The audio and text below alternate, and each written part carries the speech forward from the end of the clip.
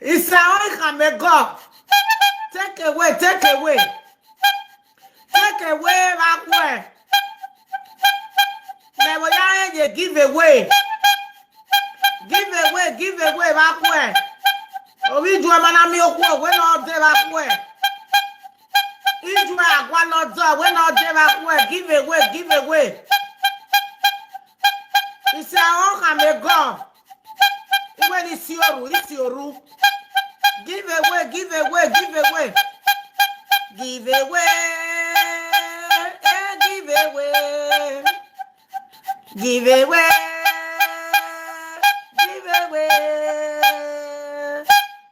away. Okay? On here where? Yawa no form e ko ba where? Tomorrow not tomorrow.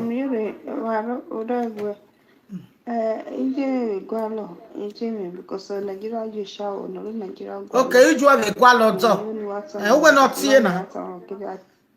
You do have a quality. Who will not see ba where? It's your room ne bana. I go make a video now. You only have line. You know what say 10,000 ba where? Free no, ilani ajo.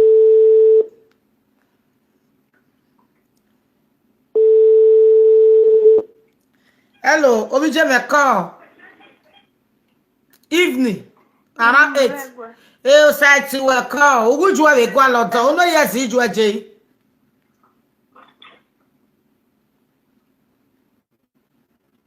Oh no, yes, you do a J. I will disconnect. Oh no, yes, you do a J.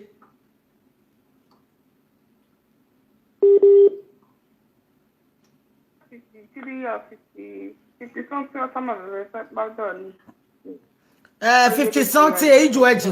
Because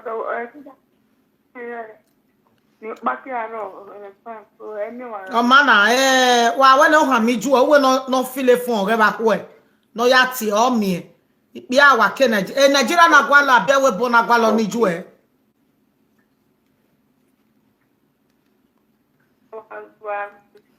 Oh, Nigeria na gwala pe ani ju e abi e do na gwala pe ani ju e.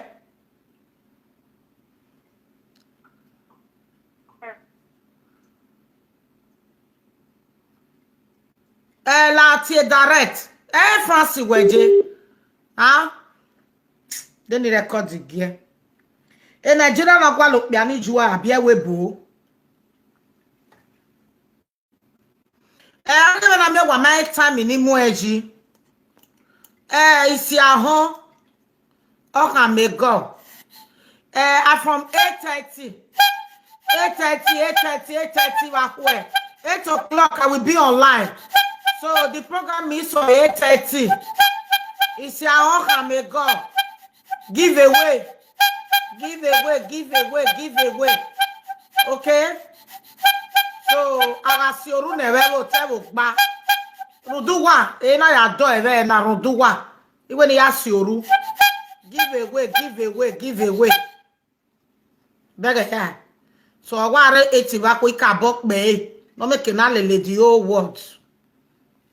Ohon oru wigwe, hona me wigwe raji. We no call oku asa obo, iku okpo.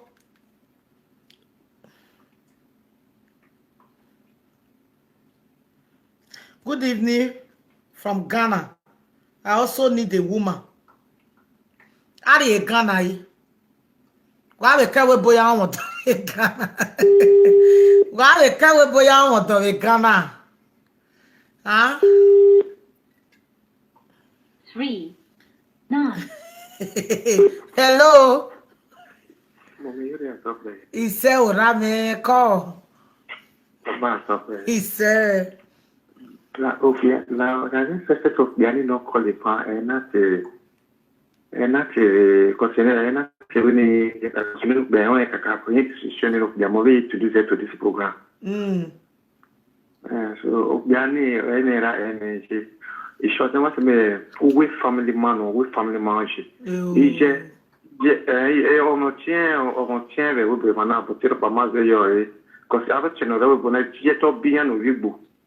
Osinye habinye na nore bana potia ma epe no bia ko ka jiola nwe we e church pastor TV Joshua o we mati so no ivane ya do woni so drop e wina e capital we e ya we be we ye ti zuzu ni wa ajuwa so ogwo tira na enye jere do mo na sa o tira ni iye igwalu ku e mo le ro e me dey to this program. I'm understanding now because you have to be there. You are not probably away. It's not for one now. It's for one now. Damn, a man here for one night. Or what? Yeah, time we may meet here for one night. Data spirit me want time for one night. Forget the comments. For one night, forget. Spirit me one more matter one. Better no na here lele mama wo. You know me BF 50 something. No na here lele mama na wo. We are mama akwene o. Only your work by very quiet man. Any economia you have on what you enjoy. Any family of that. Therefore, we're not just straightforward. We are not very gentle man. Amao, it is well. Call you we call you why now we love we look to we prayer because we the prayer to the other. Morri to this area. Ma. Morri we bone ke consider no there too much in the middle the new boy no the one of the no pay no new okay Nigeria ya ma we living in Nigeria so it's situation we no here la we na ni one no me o we ya so pa ni wo wa ngun oni wala okay.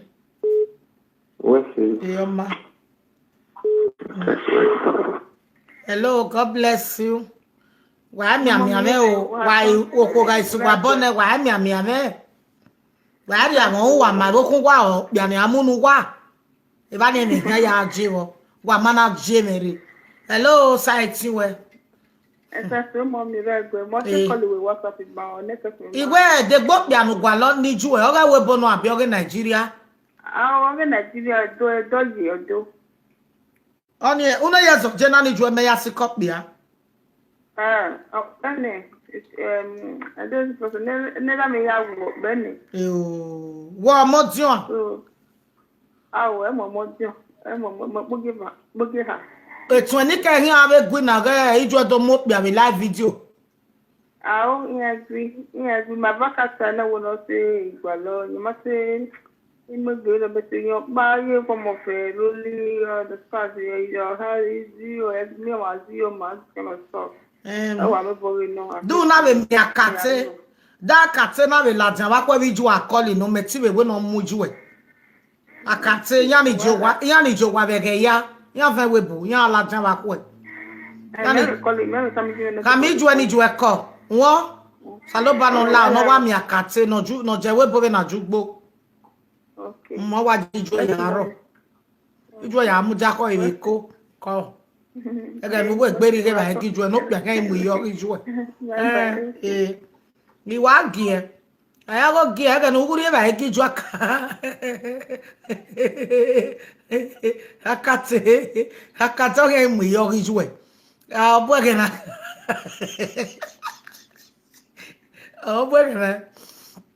Bo na kate ade ijo ya mu da ko ebe poti me ko. Ega ni uwe enjo meti ijo erije.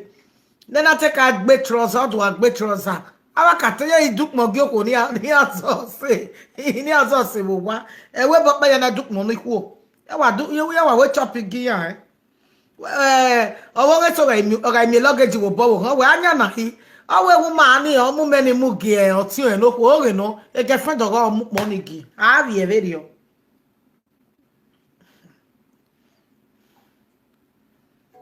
Edo na gwalo mommy edo na gwalo because ma wa mo bo o wa ro wa be ndi la me ya wo be ni Mana so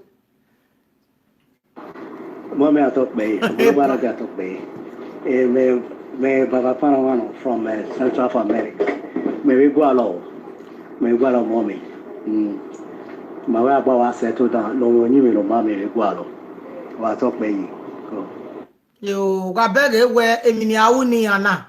Osaloba we ni we. Ati wabege wo ni gwaloku, ni gwalodo. I want to buy blame me. Ima we origo. Anything no manarigo we. Osaloba must to bless you. Ima we origo. So I want to buy we dear guest he. Hello, God bless you. Mommy, get it. I talk bad. He said, oh, come on, me, Osatiwe. God. Yeah, you get Neru Jamea. You don't tell me my life here. You make surprise. You want to my one love one. Oh, ni maya kwa betini desi mawe be na akwe. Akwo yi akwo won. Ije la one Neru Jamea ni ma won la ori ma one love one. You make surprise. You know who la je na. Koje. Na ye do la dan ma bo bi me buy ma pa na wa gon na wa motivate me. Ko. Mama bless her many won. Keru no riri na ya many ogogo ga mi e bo be ni Jesu. Ko. Pardon mo sa wa talk pe o.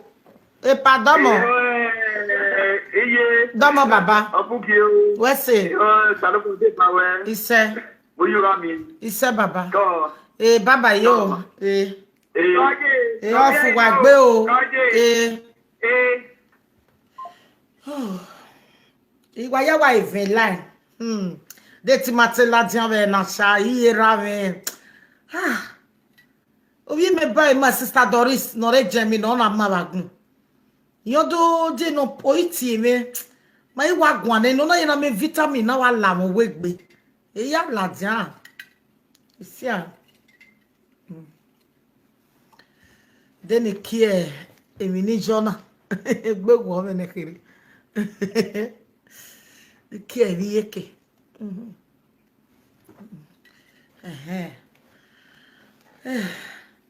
Ebi awero no wa muria.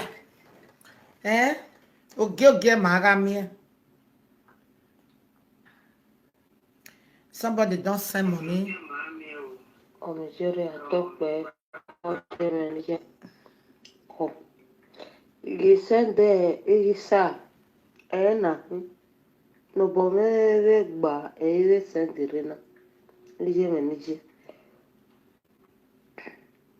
many years ekere webo imami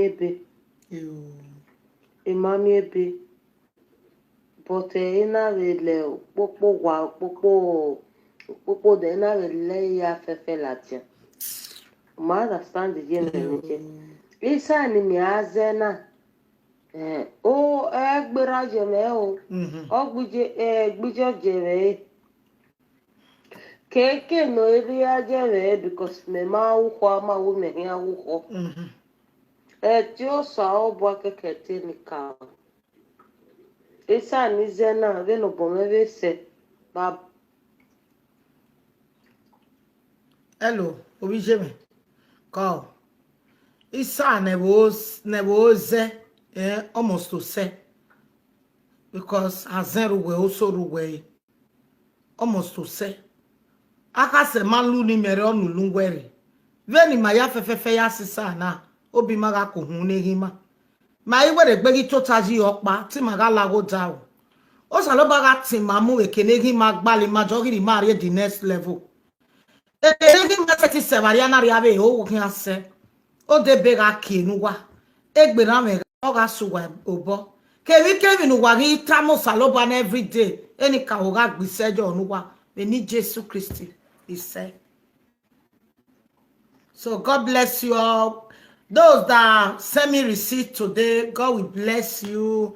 Wow, thanks so much. I will be Lord, thank you.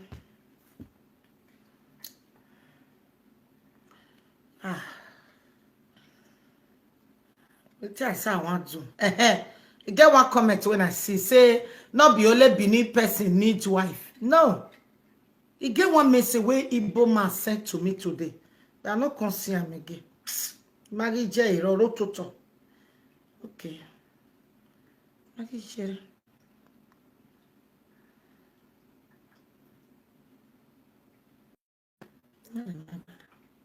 Omijura talk play. When I hear this testimony, deliverance. Ina wari mi na je wa mi no la zambe uwe o jere na ikpomo o ga wi ato wa jere na mi we emi wo no kekene andi me gwale omo je iwa mu la diave akarame te bo ya fefe wa ipin we o jere na ikpomo je o gele awi a na wa mu fi edosbi wa ya ra me evivawa koje wesi kakambo wesi viru no nani maya fefefe wesi je laoje no ye peme ya leru no salopa dowe be modwe ibe kwa lo moje koje usati we koje wesi Ugbege ya. O ma no gwa lo mo.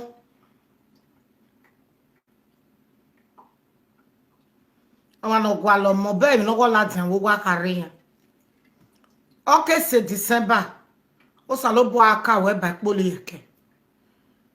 Maybe uviene ohono ma vie yerun meto sene uga nwame o senu o biari no ko ri no uga we prayer point me umanari testimony ro uga nwame omi ogogo e ti o salobu abe tinika oniro me yekena uga nwame omi ogogo wa mo story testimony re e ti me o e ti o bari ma no jo tap na ya imawe nu ri testimony re nu do ya tin ni me mu.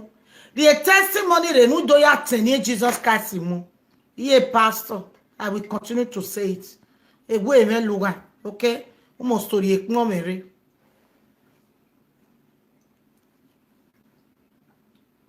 Why I will setting, don't do my prayer points. When I go my wicked, my wicked.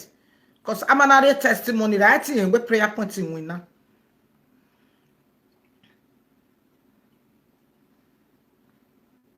Igwa logo Igbo.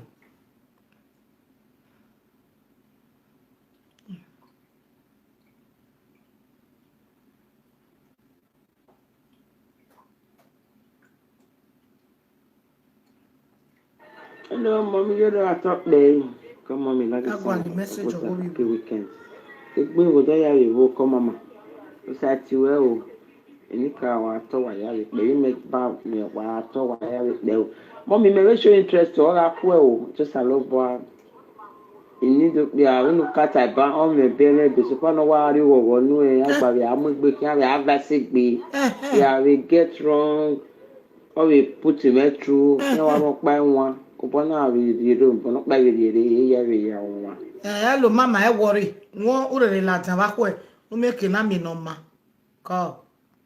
Wa de o ven wa yala wa invite. Then igwa lo re mana. Saloba ni mi. Ko bi gbona.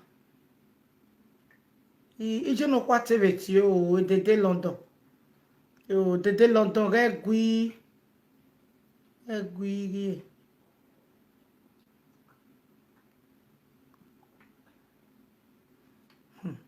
If you me wavu.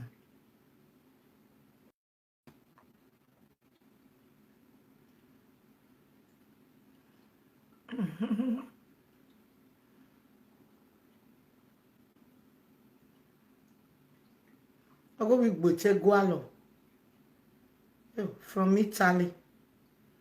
I be all you na. Ye na ni. Na pogo with Bo. What we boy delete ya? What damn you?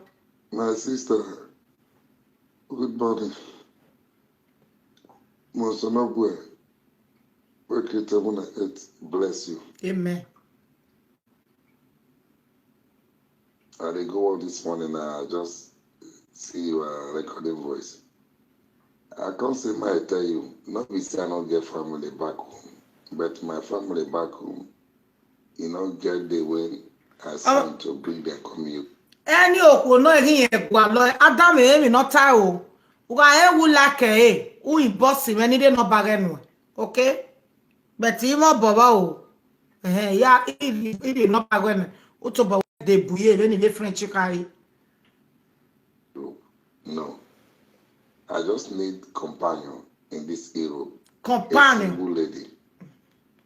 A lady we don't get it should finish. When they talk about picking again.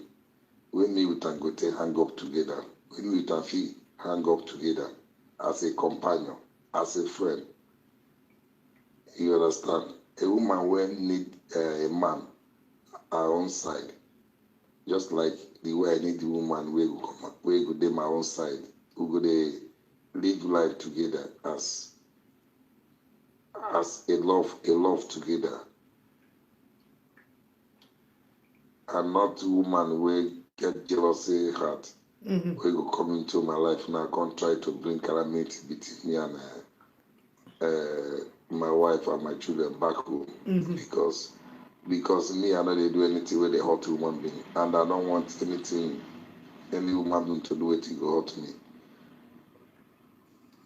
A woman will go like me and I go like her.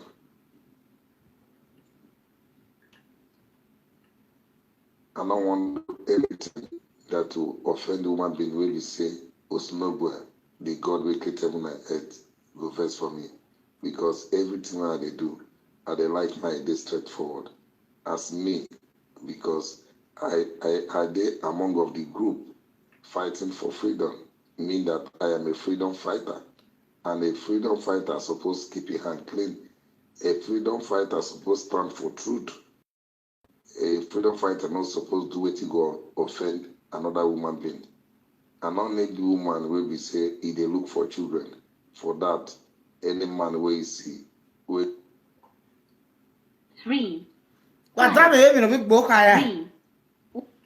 Hello. Hello, my beautiful mommy. Call When Jay. you tell my where I'm a responsible man, I will be a do because while I'm be a do I will be 47 next year, so I'm 46 plus. Devil no way, Mama. Dublin, a big Canada. Dublin, you're Canada, but Dublin, who you're so with who are in Canada. Imo boy. Oh my, they said, don't you want to go on over quality? Oh, no, really, but over do, Marcos. If you do, my quality, no, really, so far, no, over do. Okay. Man, what are we don't so Mama. Okay. Oh, mama. Akwe, who call if you want? Yeah, I got it, Lani, Akwe. From Dublin. Call Jay. Ogia wa biribe. E mama no pa wi e magwa lo yedo. E mama na ege wi e magwa lo yedo wo sunu na yi. E pa ware la nia. Wo sunu na. Ha? Abuga me na e tana. Iko ya leku anu ni piedu. Hello, hi Jimmy. Hello, call you Sati, where you? What era me? Call from Holland. Call you Sati, where? Call you. Yeah, and we will know where you go in Nigeria, because yeah, on Yama, Yanoma Osa, or Yanoma Osa, Yanoma Osa,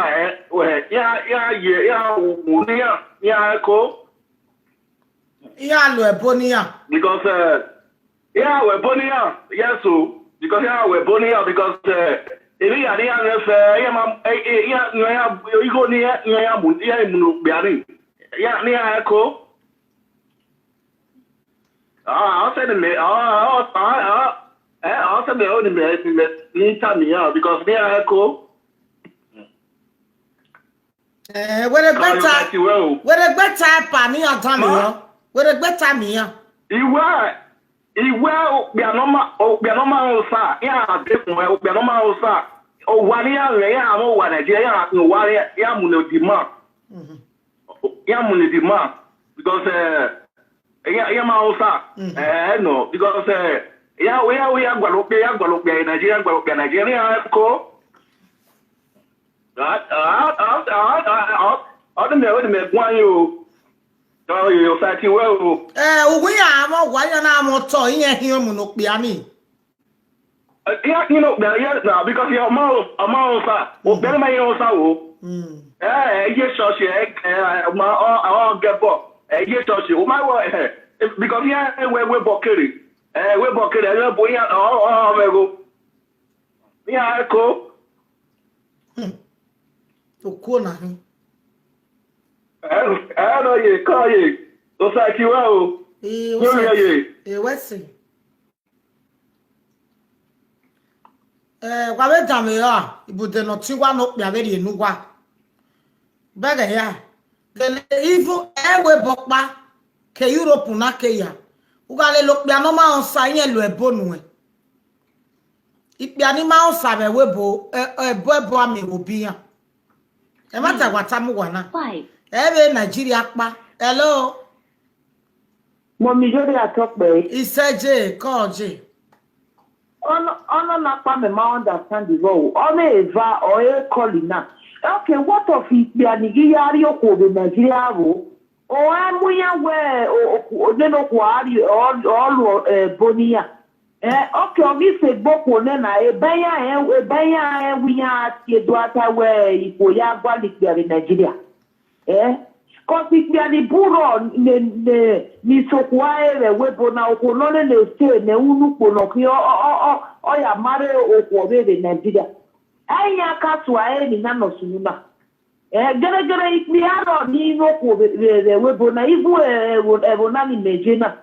Ma pa ya tama le de winye nye gwaloko na ivo moro pa ivo se. Cause iya mi okwo no ma iya ti obodaji. Na that gi gwalo do gwalo ko ani we ni ta o ko so me va o eti do tegbe re de na brother no pa ka call it here we rana emi we Nigeria na ya gwalo do odo ve webu program na ma pa na eti re de we nya kan yoko nya ri Nigeria nya yari nye ma de ko re webu na ye tie na no use the bono ma afemo ni ogifie ibia ni ya di okobe Nigeria afemo ni mafie ani when it am mommy omi ya talk be is go mama question gbe wa wo I don't tire oh this matter don't strong. Hello. It's a coach. Go on, oh, what the movie? Go on.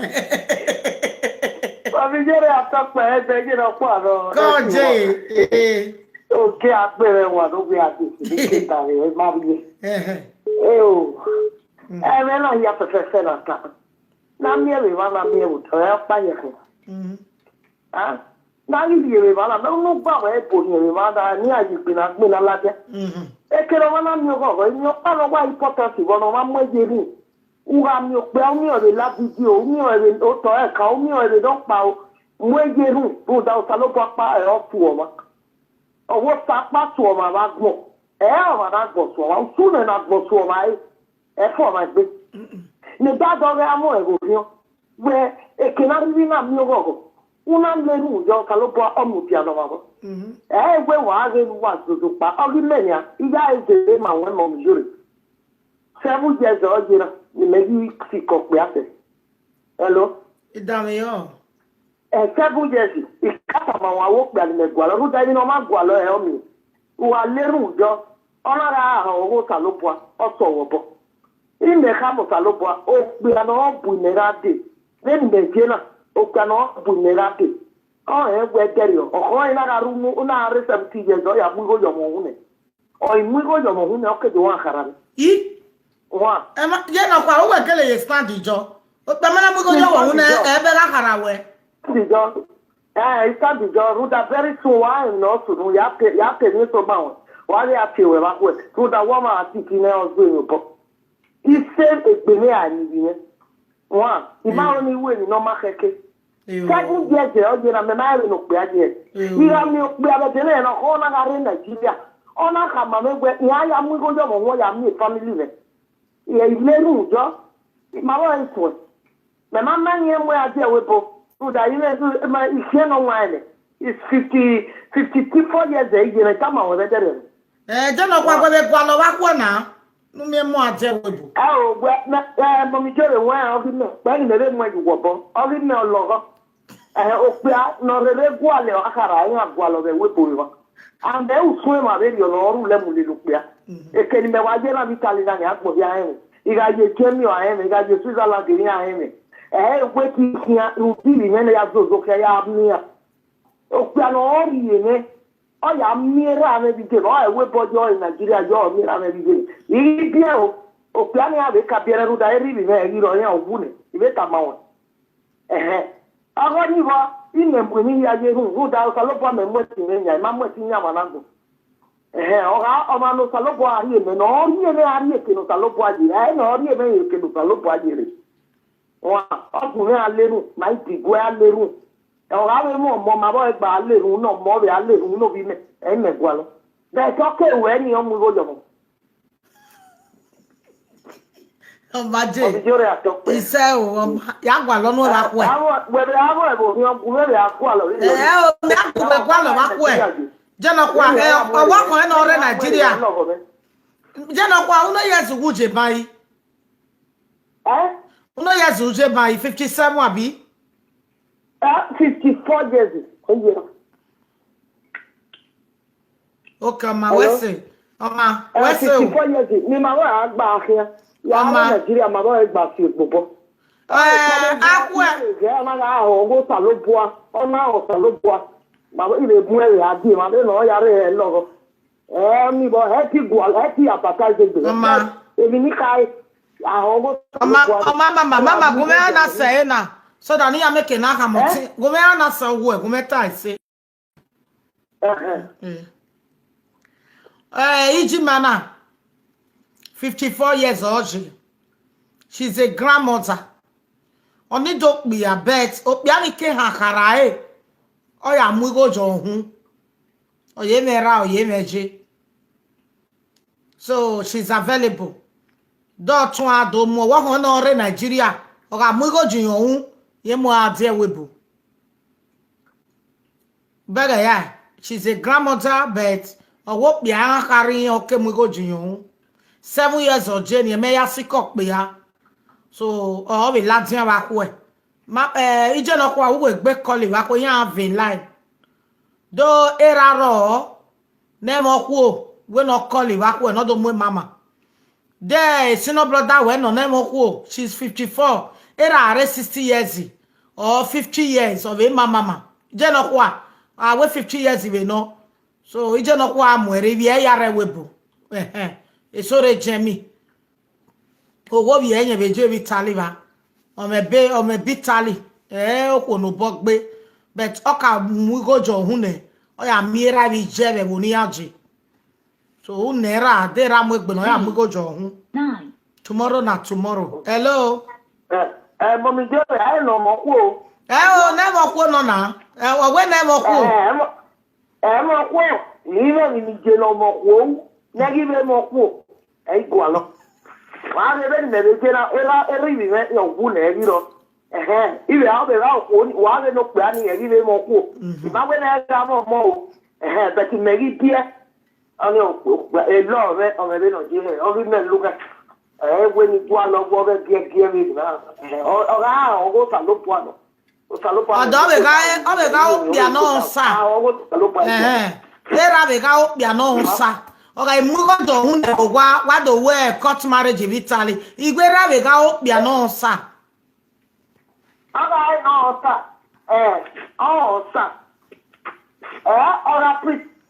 ora pretend mo mi jore pin be na we so na pretend o salopo ga tu da wano go salopo me on tu da salopo me ga yele lo salopo wa wa ne ma me o le na ti ginge ni re o wa ya mu egbe ri o to ya le ru wa ra gwa la o me wa ga fi we ri ayin o te da e mo ta ma iru yin ma o ya bi ma o wa ne ma me na ti ginge ni me wa ya mu egbe ri to o ya le ru Iwara Bola over. See where you are here, that Dario. You will start out there, you. Yakimawo. I don't wait, no, Billy, I'll go to look for. On how you point me down, you know, really, I'm going to. Ele am no J. What work where Margaret and EJ, I'm from level 30. They are available. I'm from level 30.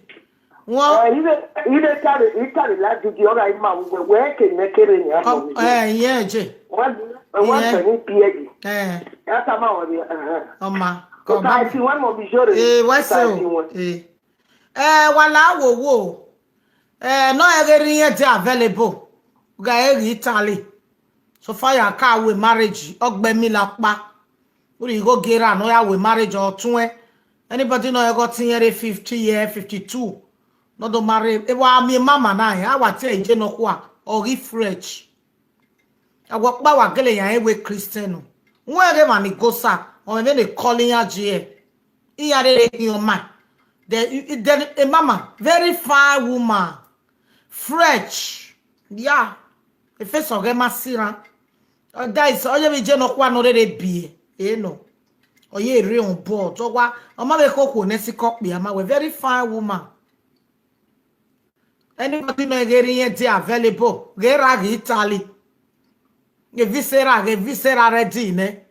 After marriage, 1 week Italy. Get visera. Sister me, call it raba sona degi mo kuwa. No do rio kwa kate. The sofa era ame bo file ya kole dagmo no sa. Ne mama na go sa almost to heaven imeje. Umana e Christian ime must to him. The way no e woman no pity di say, u ke do gun gun afo imo to mo wewe I ona ma e Christian. Oma no go sa agi ya mama. Yes, on wa ko agi ya mama. Gera ge visa. Tiesi no brother we go dey available. So far can you go your own.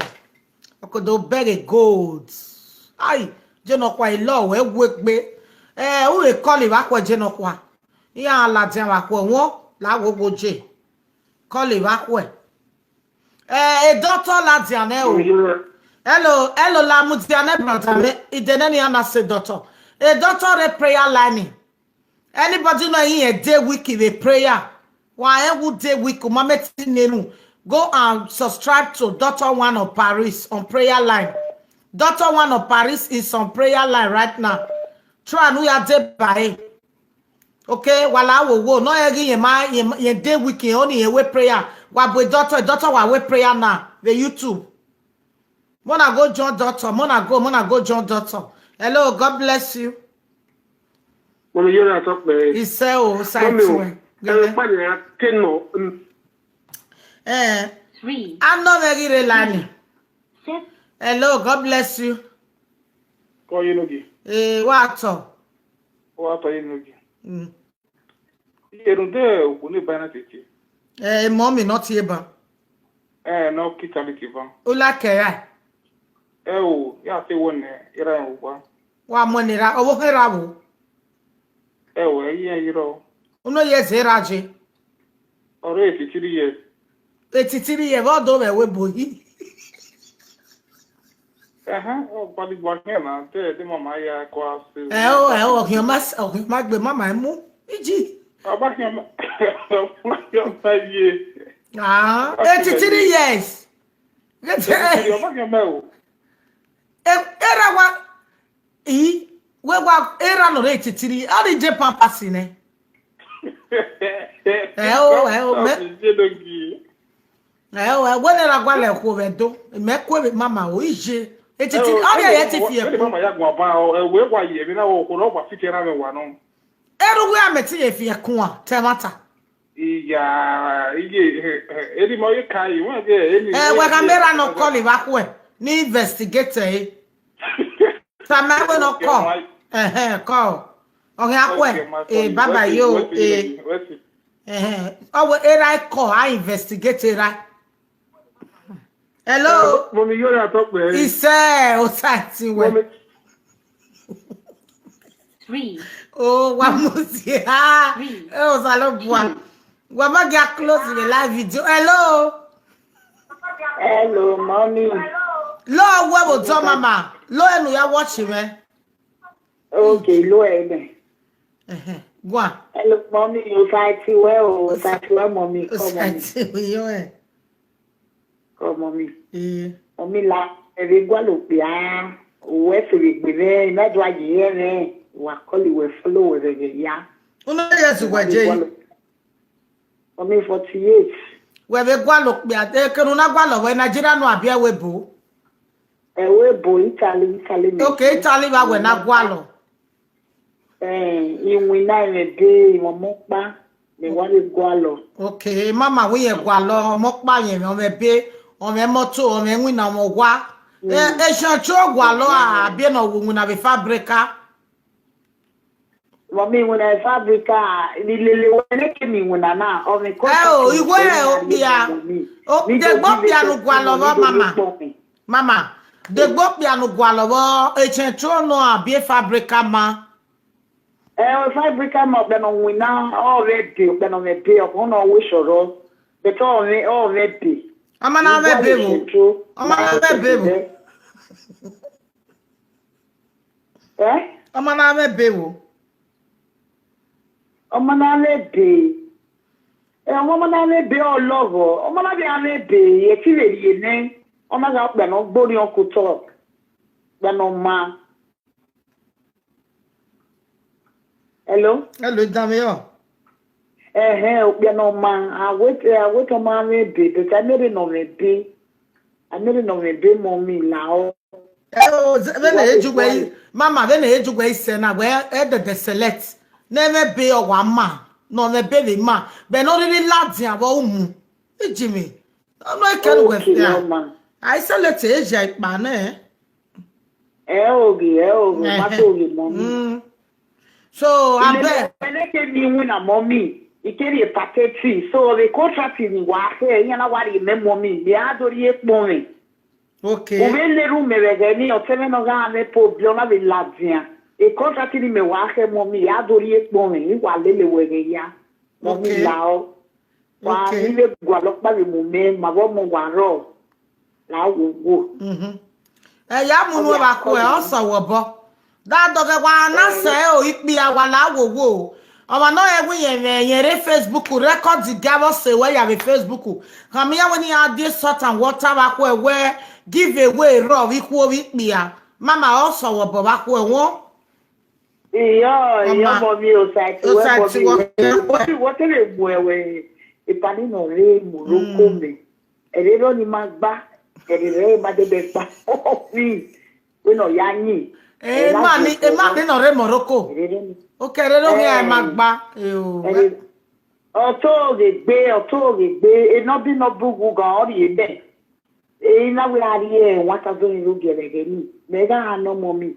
Owa to we no ba do ye me ogo wa re ya tie ya la bui mu ogbere na igwaju bobo o to we gbe o ma o pe na e ti dede ya ni o le wa ro do ni mi bi ama o wa se wa na wo e no ti o e chale zero na le ni awa sa wa no e le yin se mommy yin se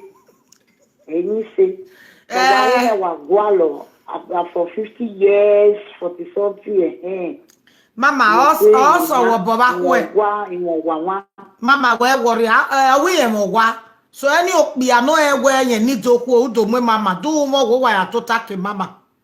Mama, what can I to take where? The coma open or hole, when on you say, oh, to take it now, oh, to take it, the dog you winner. They sure no, eke le gwale wina. Oh, wina e no ro wa e we le dopa. Awon patati aeti woni oro wa odo azi o do egbe akan but igwale wina me. Wina se na we boy no e ni wonu gbona na ka ya sun. Ni boy ka ya ajo do ni wina gbona. Mommy Okabe so we no ruwa we ri ropa oni mawo igwagwale nwina edika ni me nwina lele na ile introduce ejo ihe be nwina ne oye no mommy man, no problem. I don't give a testimony. Where's it, babe? Yari no won e worry. Na no we kai modo ne ba ko. Won am yo pe no very lucky no mo saba no mo pe ba ko no very lucky no. Siso ni o wa de na. Ife mommy, ife mommy. Ya be ti we wa ko e. Ya be ti we re line. O sa ti we mommy la o. O sa ti we baba yo. Wa ya de ba doctor prayer line. No, again, need the room. Hello, brother, man. The man was I really like. I give away my own. What am I way? Hello, hi. When I was, it will give away my own. I was old cargo, or Walladian. Yeah, say 40 something, 30 something where you are. I was old cargo now. Yeah, you make the near the pull my. Official work before any yaka enjoy me when I was chapter 48 40 50 something I don't 3 9 3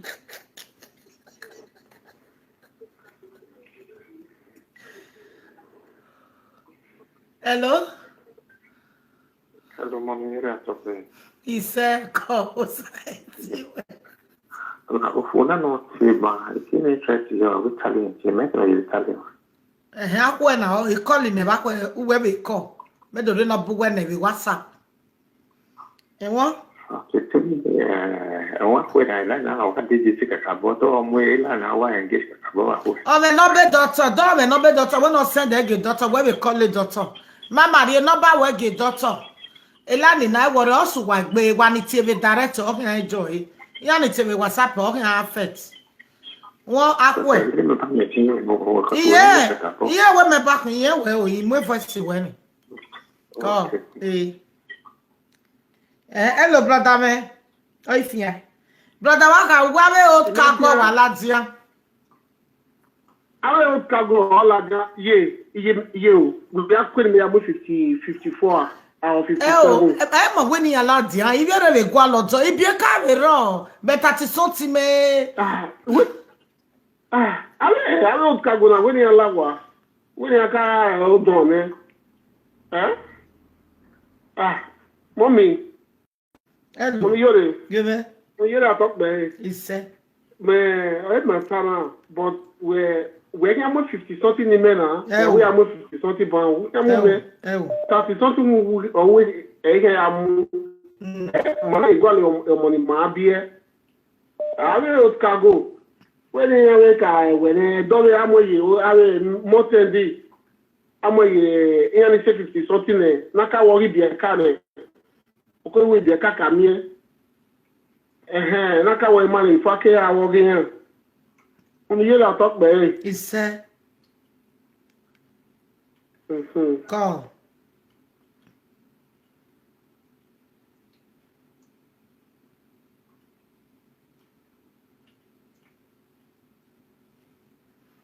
hey okore na ina hello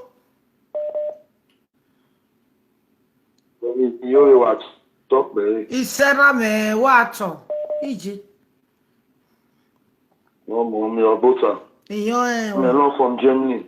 Okay, o say Ikabo yo like mo salo pa le na no ve unima. So the live ye na ya na be tena na le la tie only for year ya vile go vile room. So my because from a large flatty. Yeah, calling me Muna the Germany because passport but you got to send the big women or winning those women. Somebody don't bless me. Who be the blessing? Well, Sawesi. Nikao. Sawesi. You got one. So my radio single me wale gwale. Akwe we latia. Akwe wo. Akwe we call it akwa mo eji. Etin salobo wa ya mi. Call. Okay. Hello, mama. Hello, mama. Osati we. Yeloge. Osati we yeloge. Wese gbe ma ya fefe. Come mama. La wo je be ni je he said the picture boy. E jo wa mu e church wa jo wo vision ni e fini bie e wa vie.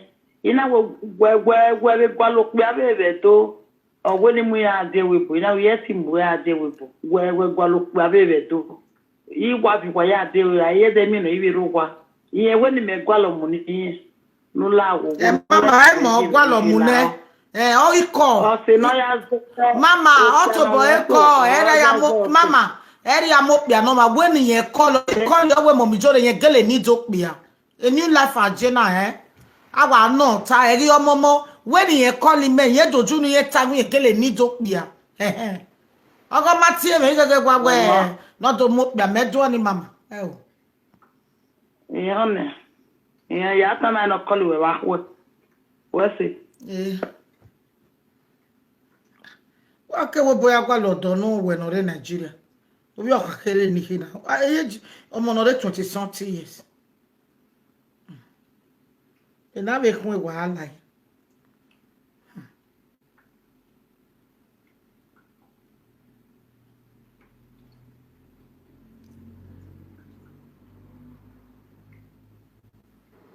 Yeloge. Come mommy. I like that guy. Oh ye me ni je mommy yore ra so pe. YouTube wa high. Ma de to mari mi jo. YouTube wa high. You gonna know YouTube wa nyodu. O mari go ye YouTube wa. Come mommy. O bo ra ku ni ni awo pe ra. You gonna know wa high. How manage? Ni mana we se kakabo. Mera America le jan we ile ni do pia. Ma la wo from America obe ni dokpia mi no no yezi no je abeg enyo gledi wala dia wala wo wa ge ko mu wa kena wi ko ba na ti la dia. Hello mommy. Hello mommy ve mo se e ko mommy jore ije wese le gbe ve o sa wese ko je gbebo ave mo sa mama uno yezi we beje for 48 waye 48 years America we na gwa lo no mo we ka me